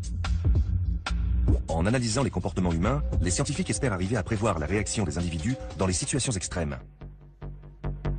Ellen Muir et son équipe ont initié des recherches d'un type totalement nouveau. Comment provoquer des comportements similaires à ceux observés en cas d'urgence réelle, sans terroriser ni mettre en danger les participants? Ellen a trouvé une solution ingénieuse pour reproduire la cohue indescriptible en direction des issues de secours. J'ai simplement annoncé, les 60 premiers qui sortiront de l'avion recevront un billet de 5 livres sterling. C'est incroyable ce que les gens sont prêts à faire pour 5 livres. Lors des premiers essais, j'ai été ébahi de voir des gens se ruer pour sortir les premiers et avoir leur billet. Et quand j'ai montré les images à des rescapés du vol de Manchester, ils m'ont dit « Oui, c'était exactement ça. Quelqu'un m'a marché dessus alors que j'étais encore assis. Et là, on voit la même chose. » Ces tests montrent qu'en cas de danger de mort, les passagers peuvent réagir de façon très différente. Certains sont tellement anxieux de sortir qu'ils ne font aucun cas des autres. D'autres restent comme pétrifiés au risque de bloquer les accès. En revanche, lors des tests où le personnel navigant commercial supervise l'évacuation et guide les passagers, les chances de survie augmentent. Le drame de Manchester a également été à l'origine d'améliorations apportées à l'appareil. Notamment l'installation de signaux lumineux au sol pour orienter les passagers vers les sorties de secours et l'utilisation de matériaux ignifuges en cabine pour minimiser les effets nocifs de la fumée et des flammes. 2 modifications qui depuis ont souvent sauvé des vies.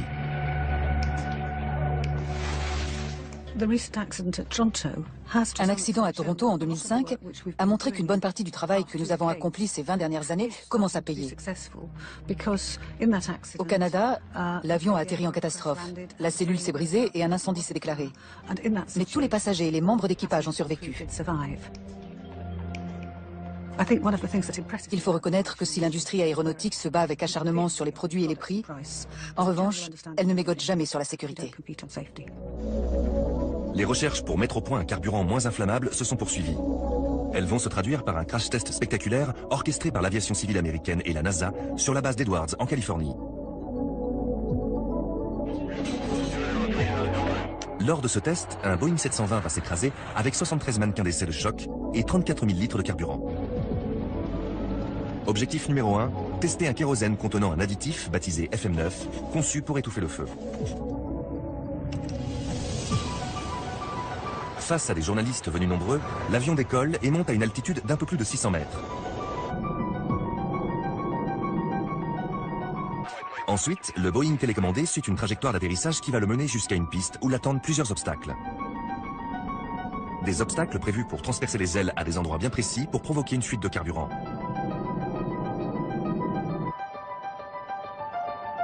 Mais juste avant l'atterrissage, les choses tournent mal. L'appareil dévie légèrement de sa route. Il n'est plus qu'à 45 mètres du sol quand les ingénieurs tentent de le redresser pour le faire revenir sur sa trajectoire. Mais il est trop tard.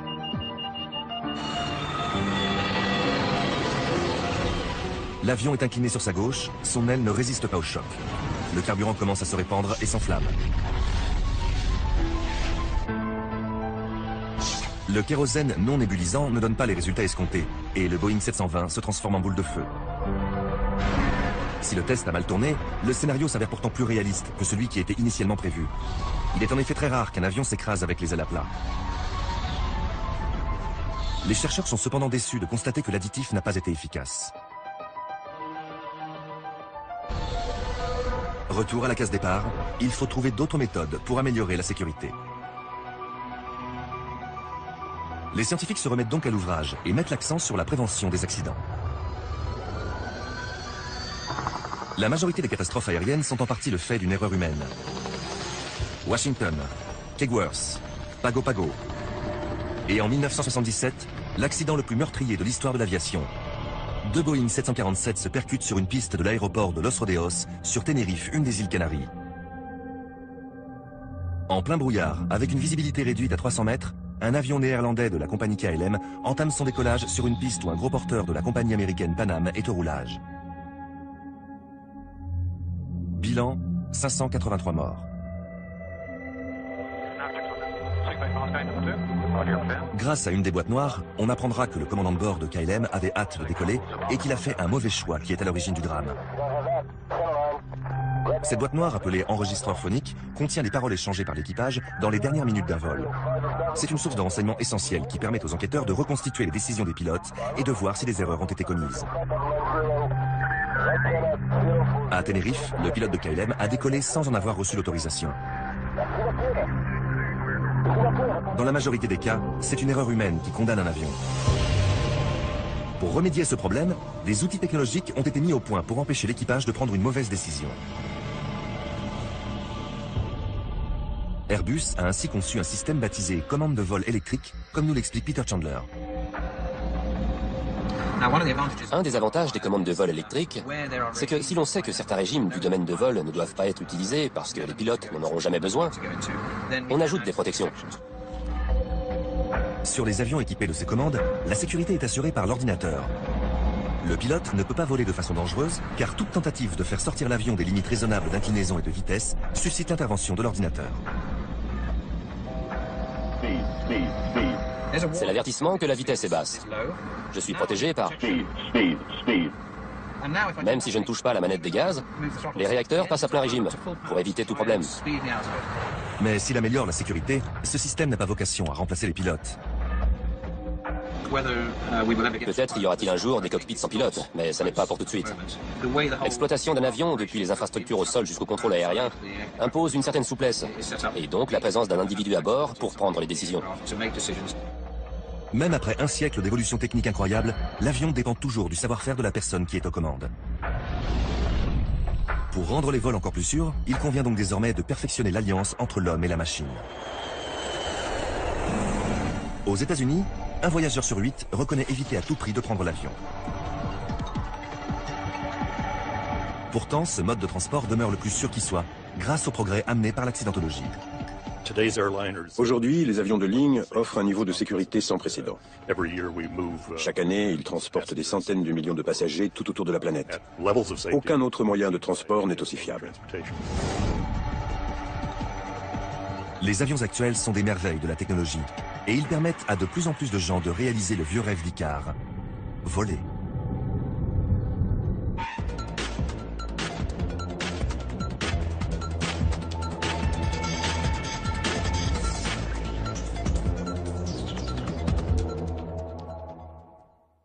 D'amélioration apportée à l'appareil.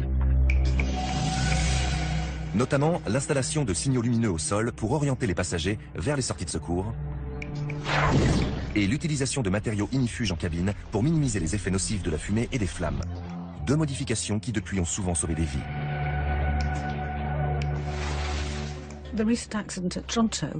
Un accident à Toronto en 2005 a montré qu'une bonne partie du travail que nous avons accompli ces 20 dernières années commence à payer.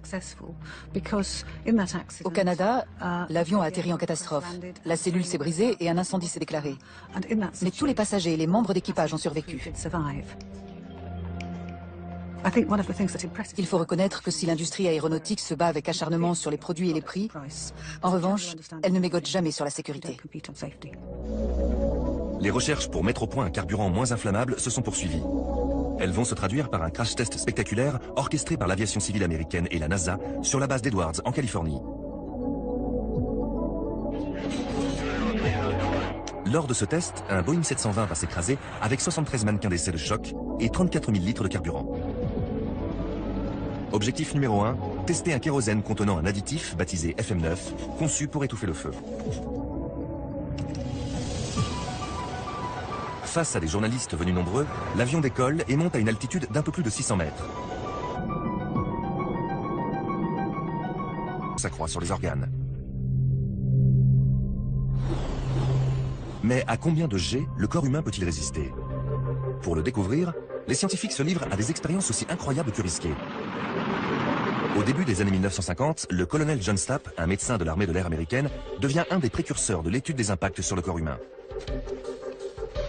Aujourd'hui encore, ses travaux font référence en accidentologie. Sur la base aérienne Holloman, au Nouveau-Mexique, John Stapp s'est soumis à une trentaine de décélérations avec une drésine propulsée par un moteur fusée. Le principe, on sangle le colonel sur la drésine, on lui fait atteindre une vitesse très élevée et on le stoppe net pour étudier les conséquences de cette décélération très brusque sur son organisme. Pour le premier essai, personne ne savait si le cobaye survivrait.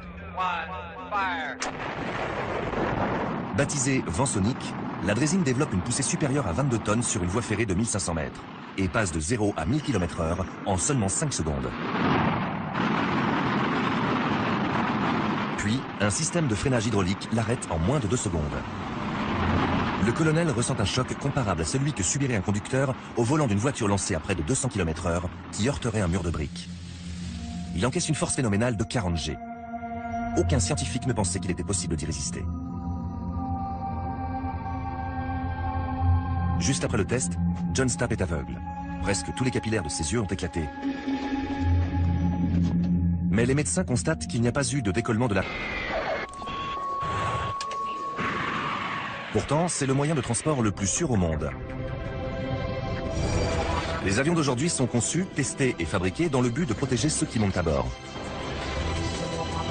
Voici l'histoire des scientifiques qui ont joué les trompes la mort et sacrifié quantité d'appareils afin que vous puissiez embarquer en toute sérénité.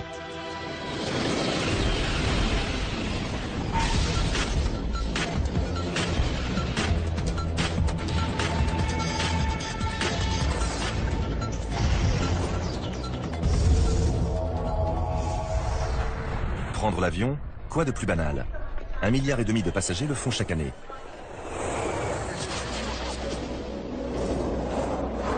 Pour répondre à une telle demande, les ingénieurs imaginent sans cesse des appareils plus imposants, plus performants et plus spacieux. Chez Airbus, cette philosophie a donné naissance au plus gros avion de passagers, l'A380, qui peut accueillir jusqu'à 850 voyageurs. À l'intérieur, on pourrait loger 10 terrains de squash. La capacité des réservoirs équivaut à 21 camions-citernes et la masse au décollage est de 560 tonnes, soit un train de passagers de 10 wagons. Ces chiffres sont impressionnants. Mais c'est pourtant autre chose qui a guidé les concepteurs de ce géant des airs, la sécurité. Nous sommes dans l'obligation de vérifier que nous avons fait tout notre possible pour concevoir, fabriquer et entretenir l'avion le plus sûr possible. Grâce à la science, les appareils d'aujourd'hui sont mais un peu flous. Et le lendemain, il a quasiment recouvré la vue. Malgré toutes les expériences risquées auxquelles il s'est soumis, le colonel Stapp mourra à l'âge avancé de 89 ans dans son lit. Si elles permettent de constater que l'organisme peut résister à bien plus de G qu'on ne l'avait cru, ces démonstrations soulèvent une autre question tout aussi cruciale. Le corps peut encaisser beaucoup de G, oui, mais pendant combien de temps? Harry Robertson nous répond. La gravité d'un accident ne dépend pas seulement du nombre de G ou des différentes parties du corps concernées, les bras, le cou ou la tête, mais aussi de la durée pendant laquelle l'accélération est subie. Si on inflige 500 G à votre tête pendant 1/10 millième de seconde, vous vous en rendrez à peine compte. Mais si ça dure 1/2 seconde, ça vous tuera. En cas d'accident, la durée de la phase d'impact peut devenir insupportable. Pas seulement pour l'organisme. Les jets détruisent aussi la structure de l'avion. Et c'est un phénomène extrêmement dangereux.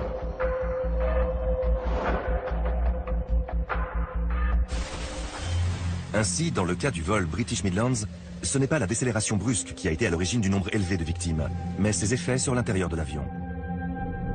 Le chirurgien Angus Wallace a opéré certains des rescapés. Il a noté qu'un grand nombre des lésions aux jambes, aux bras et à la tête étaient consécutives à des chocs avec les aménagements cabines. Apparemment, les sièges avaient été arrachés, tout comme les compartiments à bagages. Et sous l'effet du nombre de jets, ils avaient été transformés en projectiles mortels. Et les os creux risquent d'endommager la cabine, les ailes et les gouvernes, ce qui peut entraîner une perte de contrôle ou de la puissance moteur. La partie la plus vulnérable, les aubes de la soufflante. Comme des pales d'hélice, elles tournent pour assurer la propulsion. Il est donc essentiel qu'elles restent intactes. Ceci est une boule de gélatine dont le poids et la densité correspondent à un oiseau de 3,5 kg. Lorsqu'elle percute une aube, cette dernière ne doit pas casser. On simule ainsi des collisions avec un oiseau ou une nuée d'oiseaux sur différentes parties de la soufflante.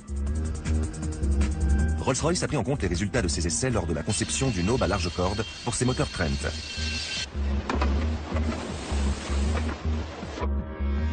Ce matériel doit normalement continuer à fonctionner en cas de collision aviaire. Mais que se passerait-il si malgré tout une aube venait à être arrachée? Lors de ce test, une explosion volontaire provoque la rupture d'une de ces pièces. Le dégagement d'énergie qui en résulte projetterait une voiture de taille moyenne à une trentaine de mètres en hauteur. Pourtant, le moteur l'absorbe en se contentant d'osciller légèrement. Les recherches de ce type ont ainsi permis d'obtenir ce niveau de fiabilité très élevé. En plus d'être robuste, le réacteur est très simple. Il y a presque deux moteurs en un. L'air est aspiré par l'avant et il arrive à une grande soufflante qui agit comme une hélice. Elle fait plus son poids augmente et plus la pression s'accroît sur les organes. Mais à combien de G le corps humain peut-il résister? Pour le découvrir, les scientifiques se livrent à des expériences aussi incroyables que risquées. Au début des années 1950, le colonel John Stapp, un médecin de l'armée de l'air américaine, devient un des précurseurs de l'étude des impacts sur le corps humain. Aujourd'hui encore, ses travaux font référence en accidentologie. Sur la base aérienne Holloman, au Nouveau-Mexique, John Stapp s'est soumis à une trentaine de décélérations avec une drésine propulsée par un moteur fusée. Le principe, on sangle le colonel sur la drésine, on lui fait atteindre une vitesse très élevée et on le stoppe net pour étudier les conséquences de cette décélération très brusque sur son organisme. Pour le premier essai, personne ne savait si le cobaye survivrait. Baptisée vent sonique, la drésine développe une poussée supérieure à 22 tonnes sur une voie ferrée de 1500 mètres et passe de 0 à 1000 km/h en seulement 5 secondes. Puis, un système de freinage hydraulique l'arrête en moins de 2 secondes. Le colonel ressent un choc comparable à celui que subirait un conducteur au volant d'une voiture lancée à près de 200 km/h qui heurterait un mur de briques. Il encaisse une force phénoménale de 40 G. Aucun scientifique ne pensait qu'il était possible d'y résister. Juste après le test, John Stapp est aveugle. Presque tous les capillaires de ses yeux ont éclaté. Mais ce nouveau fiasco illustre bien la complexité du problème. Comment empêcher les réservoirs d'ailes de se perforer et le carburant de se répandre? Sur les gros avions de ligne, l'idéal est de stocker le kérosène dans les ailes. Mais ces dernières, du fait de leur grande taille, sont équipées d'un revêtement métallique épais qui, lorsqu'il cède, perce même les réservoirs souples les plus résistants. Harry Robertson et ses collègues résoudront le problème sur les aéronefs militaires, généralement plus petits. Mais il perdurera sur les gros porteurs, comme le montre cet accident survenu en 1985 en Angleterre. À Manchester, un feu se déclare à bord d'un avion prêt à décoller avec 131 vacanciers à son bord. Les pompiers interviennent en quelques minutes, mais on déplorera malgré tout le décès de 55 passagers. Le professeur Ellen Muir a voulu savoir pourquoi le bilan était aussi lourd. L'avion était au roulage sur la piste. Un des réacteurs a pris feu et le feu s'est propagé au kérosène. En moins de 2 minutes, la fumée s'est infiltrée dans la cabine et là, il n'avait plus aucune chance. On découvre bientôt que les passagers et les membres de l'équipage ont vécu un véritable calvaire.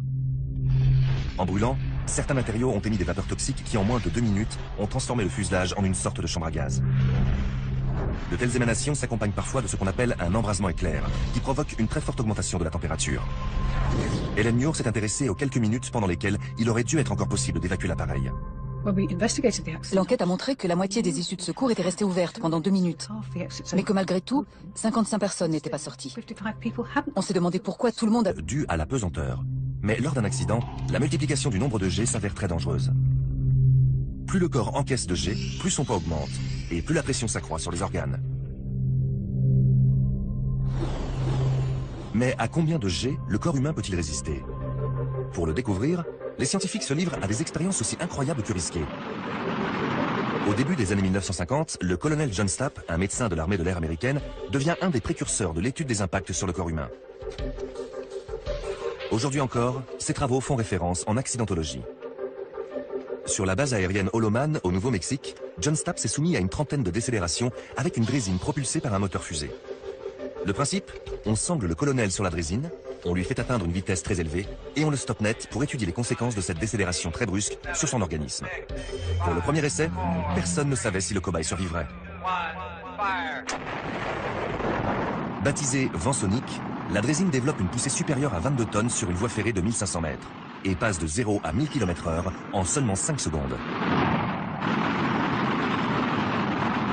Puis, un système de freinage hydraulique l'arrête en moins de 2 secondes. Le colonel ressent un choc comparable à celui que subirait un conducteur au volant d'une voiture lancée à près de 200 km/h qui heurterait un mur de briques. Il encaisse une force phénoménale de 40 G. Aucun scientifique ne pensait qu'il était possible d'y résister. Carburant traditionnel. Manifestement, les nuages rouges et jaunes se répandent moins vite que les bleus. Mais le produit anti-vaporisation a un défaut. Il est à l'origine d'un risque différent mais tout aussi redoutable. Il fait de petites éclaboussures qui prennent feu quand la surface sur laquelle elles adhèrent est très chaude. Il faut se rendre à l'évidence. Les carburants gélifiés ne sont pas la solution. Néanmoins, ils ouvrent la porte à une nouvelle approche. Si on ne peut pas empêcher le carburant de brûler, il faut l'empêcher de se répandre. Il faut donc des réservoirs assez solides pour retenir le kérosène en cas de choc, mais assez légers pour permettre à l'avion de voler. La solution proposée est un réservoir anti-déchirure constitué par une enveloppe souple. Parce qu'il se déforme sans se percer, il résiste à des forces d'impact plus élevées et d'une durée plus longue. Les scientifiques préparent donc un autre avion équipé des deux types de réservoirs logés dans les ailes. Le modèle rigide traditionnel et le nouveau, plus souple. L'appareil s'élance sur son monorail devant un public fébrile. Mais le résultat est décevant.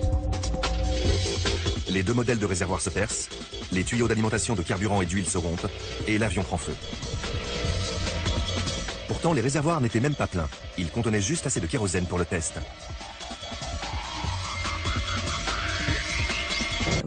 Un accident à Toronto en 2005 a montré qu'une bonne partie du travail que nous avons accompli ces 20 dernières années commence à payer.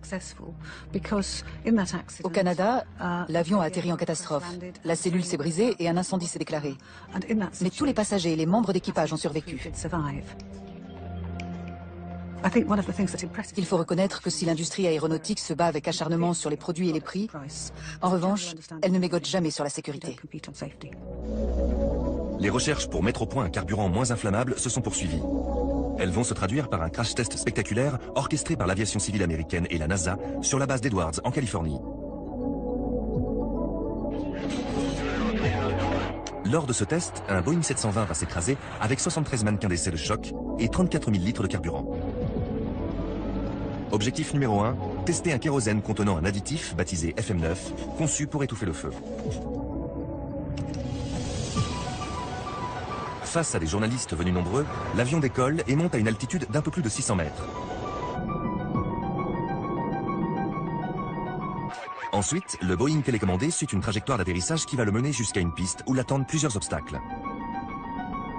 Des obstacles prévus pour transpercer les ailes à des endroits bien précis pour provoquer une fuite de carburant.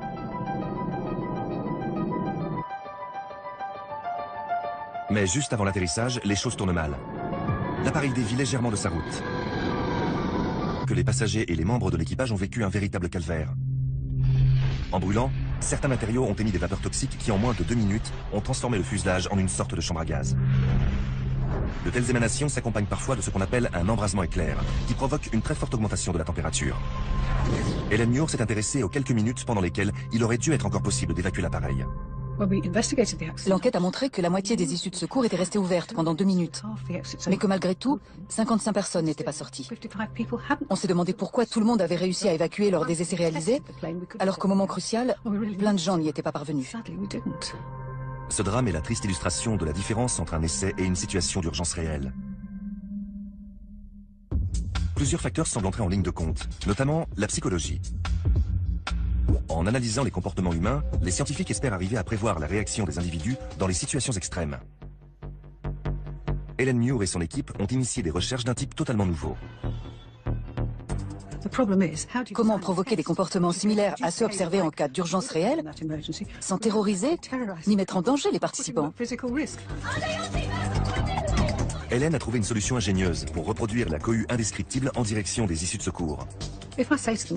J'ai simplement annoncé, les 60 premiers qui sortiront de l'avion recevront un billet de 5 livres sterling. C'est incroyable ce que les gens sont prêts à faire pour 5 livres. Lors des premiers... Il se vaporiser en cas de perforation des réservoirs.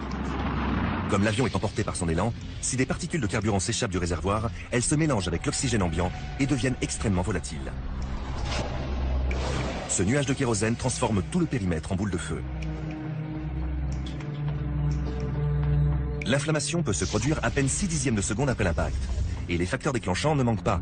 Flammes sortant du moteur, filaments des ampoules, étincelles produites par le frottement du métal sur le sol ou un arc électrique.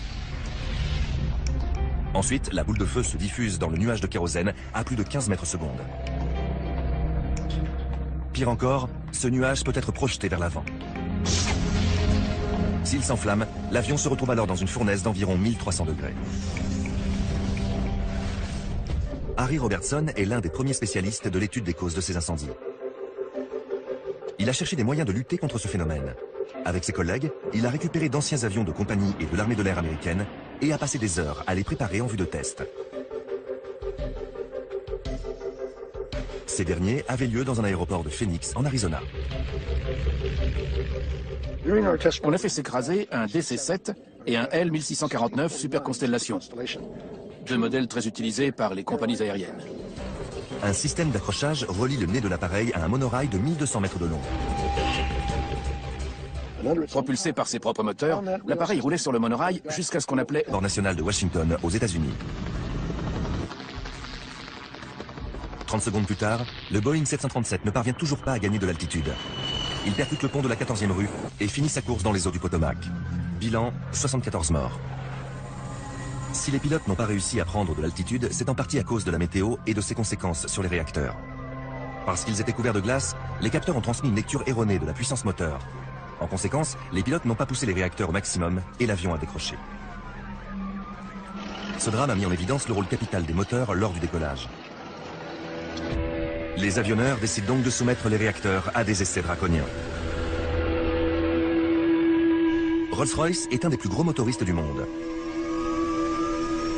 Dans son centre de recherche de Derby en Angleterre, le fabricant teste ses derniers modèles. Les techniciens ont placé aux endroits stratégiques des milliers de capteurs pour enregistrer les contraintes et les performances. Ils testent ensuite les moteurs dans des conditions météo extrêmes. Un déluge de 125 000 litres d'eau à l'heure simule des pluies diluviennes et des orages de grêle. Viennent ensuite les tests de température, chaleur torride et froid mordant. On reproduit des conditions cauchemardesques pour s'assurer que les moteurs continueront de fournir la puissance et la poussée nécessaires par n'importe quel type de temps. Mais un danger encore plus redoutable menace. Le péril aviaire. À cet endroit, des obstacles en ciment arrachent les trains d'atterrissage. Ensuite, les pales des hélices sont sectionnées par des rails de chemin de fer plantés à la verticale et les ailes par des poteaux téléphoniques. Projetés dans tous les sens, les débris peuvent couper les tuyaux de carburant ou percer les réservoirs des ailes. Les pales s'enfonçaient dans le fuselage à hauteur des passagers ou bien dans la zone de fret ou au niveau des tuyaux de carburant. C'était imprévisible. Des caméras qui filment à différentes vitesses permettent d'observer l'accident sous tous les angles. Ces simulations reproduisent des accidents en phase de décollage et d'atterrissage. Des accidents auxquels on peut survivre, mais au cours desquels les personnes à bord sont le plus exposées au risque d'incendie. Harry Robertson veut trouver des moyens de minimiser ce risque. Une des approches envisagées pour réduire le risque d'incendie consistait à trouver un moyen d'empêcher le carburant de brûler, ou en tout cas de brûler trop violemment. En théorie, plus le kérosène est visqueux, plus il mettra de temps à se répandre une fois le réservoir percé. En cas d'accident, Ce carburant resterait-il agrégé, ce qui réduirait le problème du nuage, ou se déverserait-il, mais moins vite? Pour étudier la dispersion du liquide, les scientifiques remplacent le carburant par de l'eau colorée. Une boule de feu empêcherait qu'on voit clairement la séquence des événements. Ils remplissent donc les réservoirs d'ailes d'une eau visqueuse colorée en rouge pour celle de droite et en jaune pour celle de gauche. Quant aux deux derniers réservoirs, ils contiennent de l'eau ordinaire mais teinte en bleu.